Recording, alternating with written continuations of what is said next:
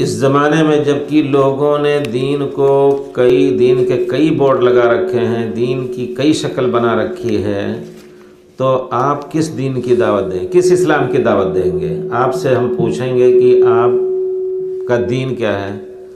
تو کہیں گے آپ کی دین اسلام ہے، لیکن دین اسلام تو کئی شکلوں میں ہے۔ بغیر کسی شرم کے یہ بات کہی جا سکتی کہ ایک دین جس کو لوگ اس کے ماننے والے کہتے ہیں کہ ہم وہی سب کچھ کریں گے جو پیارے رسول صلی اللہ علیہ وسلم اور صحابہ کرام نے کیا، اور یہی اصل دین ہے۔ ایک دن ایسا ہے کہ نہیں،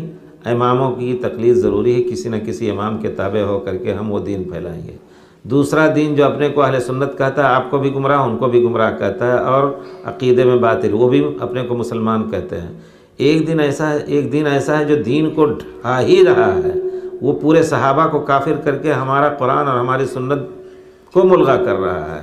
تو پھر آپ سے پوچھا گیا کہ آپ کا دین کیا ہے، تو آپ کہیں گے ہم مسلم ہیں، تو پھر فرق کیا ہوگا؟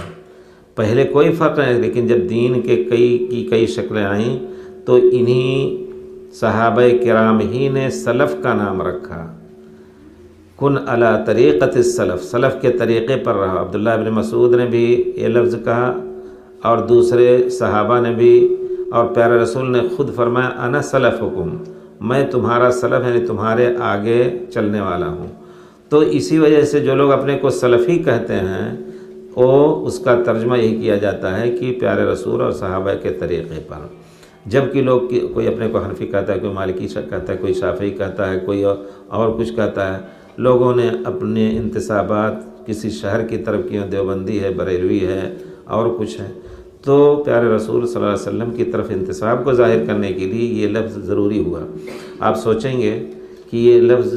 یہی کہا جاتا ہے کہ جب انگریز ہندوستان میں گئے تو انہوں نے کچھ لوگوں کو پیدا کیا جنہوں نے اپنا نام اہل حدیث رکھا، اور دین سے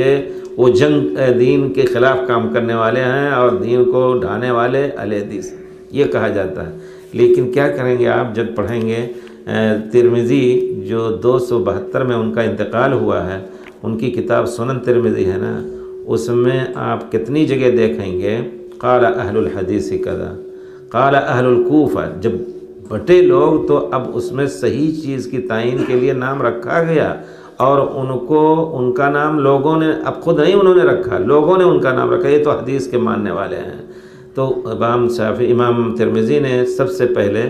اہل حدیث کا نام اہل کوفہ، اہل الشام، اس طرح کر کے انہوں نے باقاعدہ ذکر کیا لفظ اہل حدیث کا، وقال اہل الحدیث کذا۔ عقیدے کی بات آئی 300 اور کچھ میں علامہ صابونی کا انتقال ہوا ہے، انہوں نے عقیدہ جو لکھا تو کہتے ہیں ہم اہل حدیث کے عقیدے پر ہیں،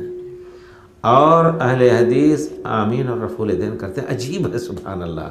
اس زمانے میں گویا کھل کر کے جو مخالفت کی سب سے ظاہری شکل تھی عام لوگوں میں، رفع الیدین نہ کرنا، تو کہتے ہیں عقیدے کی کتاب میں لکھا ہے انہوں نے کہ وہ رفع الیدین کرتے ہیں نماز میں۔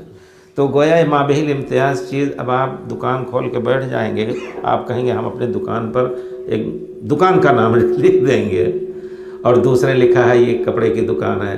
یہ گارمنٹ کی، اور یہ سونے کی دکان ہے، یہ ہے وہ ہے۔ تو آپ کے پاس جب کوئی آئے گا ضرور پوچھے گا کہ آپ کی دکان کا کیا کام ہے، کیا آپ بیچتے ہیں، تو بورڈ لگانا ضروری ہے انشاءاللہ اس وقت۔